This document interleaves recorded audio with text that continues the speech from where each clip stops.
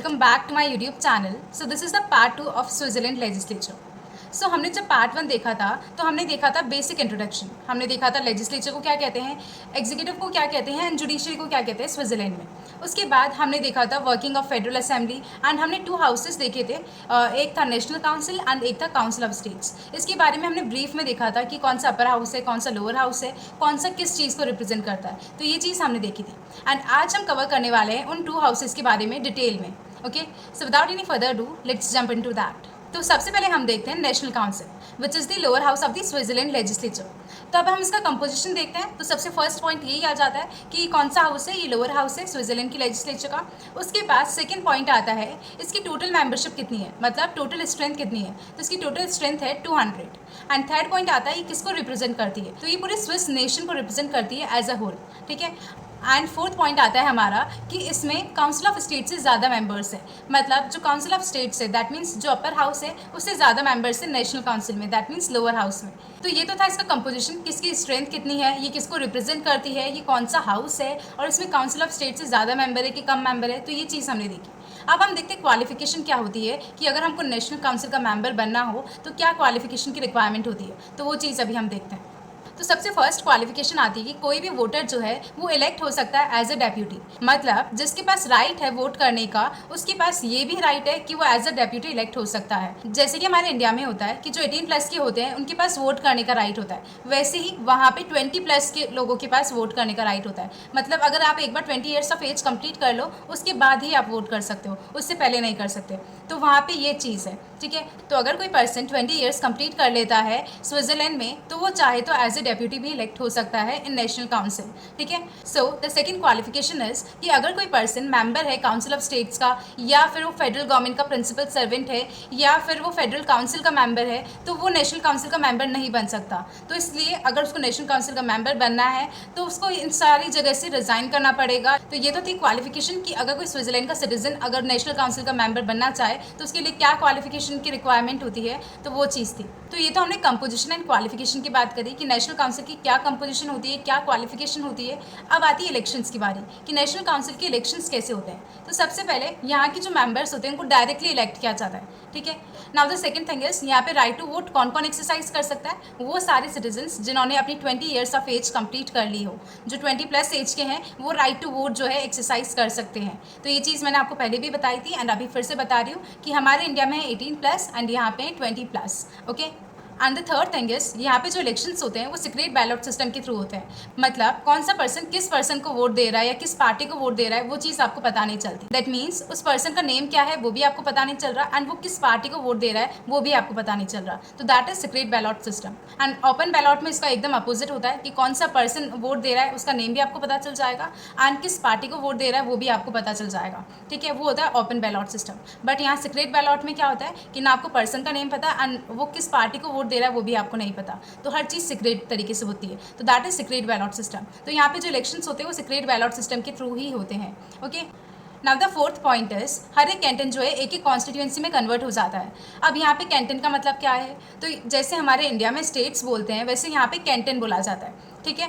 तो यहाँ पे टोटल कितने कैंटन से, तो यहाँ पे टोटल 26 कैंटन से, 20 फुल कैंटन से एंड 6 हाफ कैंटन से. ठीक है.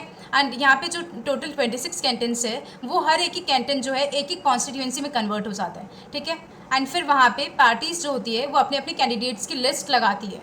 ठीक है. Now the fifth point is कि कोई भी 15 वोटर जो है वो मिलके क्या कर सकते हैं, अपनी कैंडिडेट्स की लिस्ट प्रिपेयर कर सकते हैं. बट ऐसा बहुत रेयर चांसेस में होता है. नॉर्मली क्या होता है यहाँ पे ऑर्गेनाइज्ड पार्टीज जो होती है वो ही ये सब चीज़ करती है, लिस्ट लगाना एंड ऑल दैट. ठीक है.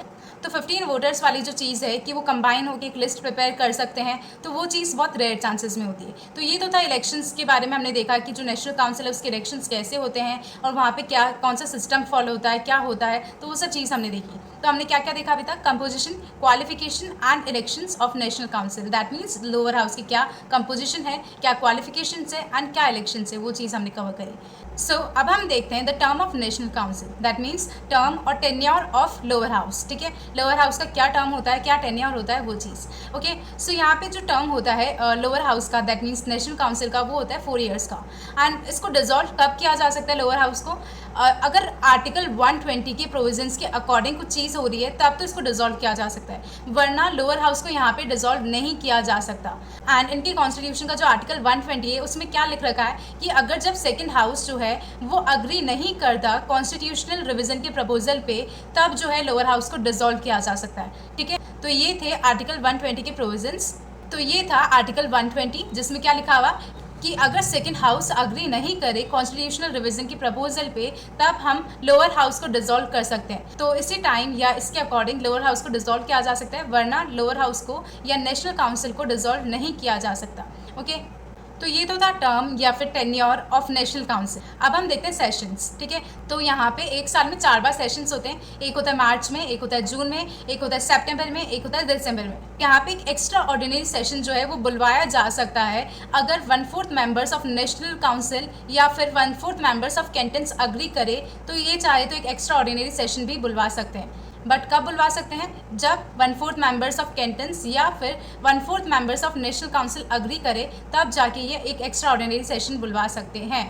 तो ये तो हमने देखा composition, qualification, term, elections, sessions of national council. अब देखते हैं president of the national council. तो जो नेशनल काउंसिल है वो अपना प्रेसिडेंट एंड वाइस प्रेसिडेंट एक साल के लिए खुद चूज करती है। ओके, एंड ना तो प्रेसिडेंट ना ही वाइस प्रेसिडेंट जो है सेम पोस्ट के लिए री इलेक्ट हो सकते हैं इन द नेक्स्ट कॉन्जिक्यूटिव ईयर। अब ये कॉन्जिक्यूटिव ईयर क्या है? मतलब सपोज करो 2019 में प्रेसिडेंट बने एंड वाइस प्रेसिडेंट बने नेशनल काउंसिल के। ठीक है, अब अगर वो चाहे 2020 में वो सेम पोस्ट के लिए री इलेक्ट होना चाहे, जो प्रेसिडेंट है वो प्रेसिडेंट की पोस्ट के लिए वापस री इलेक्ट होना चाहे एंड जो वाइस प्रेसिडेंट है वो वाइस प्रेसिडेंट की पोस्ट के लिए वापस री इलेक्ट होना चाहे, तो वो नहीं हो सकते। ठीक है, क्योंकि आप 2019 में प्रेसिडेंट वाइस प्रेसिडेंट बने हो, आप नेक्स्ट ईयर मतलब नेक्स्ट कॉन्जिक्यूटिव ईयर का मतलब यही है कि 2019 से आप नेक्स्ट जो आने वाला साल है 2020 उसमें वापस उसी पोस्ट के लिए इलेक्ट हो रहे हो, तो उसके लिए आप एलिजिबल नहीं हो।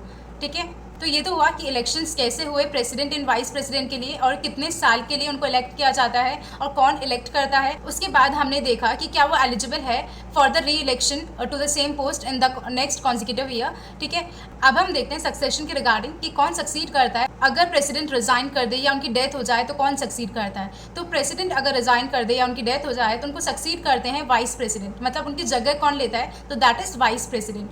तो ये हुआ सक्सेशन के regarding.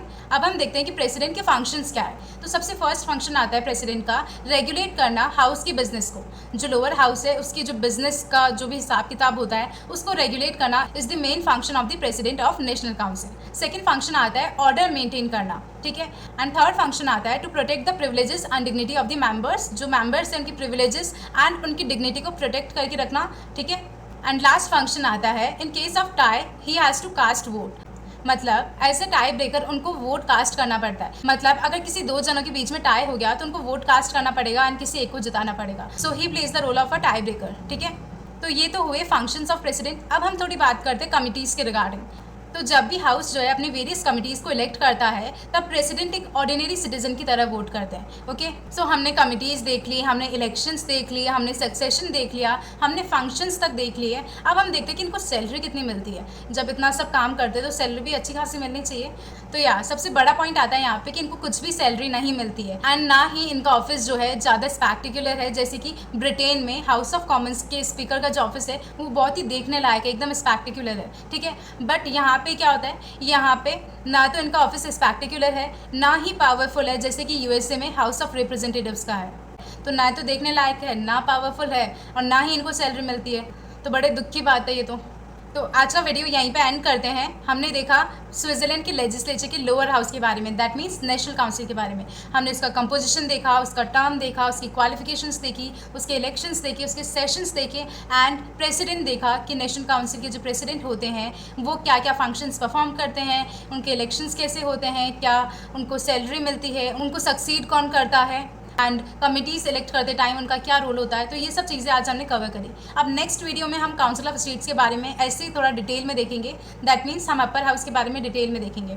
Okay, so stay tune for that part and don't forget to subscribe to my YouTube channel and hit that bell icon. And अगर वीडियो अच्छा लगे तो प्लीज़ लाइक करे बिना मत जाना। And if you have any doubts regarding any point और any concept then you can always ask me in the comment section and I will try to reply all your comments. Okay, सो या bye bye, take care.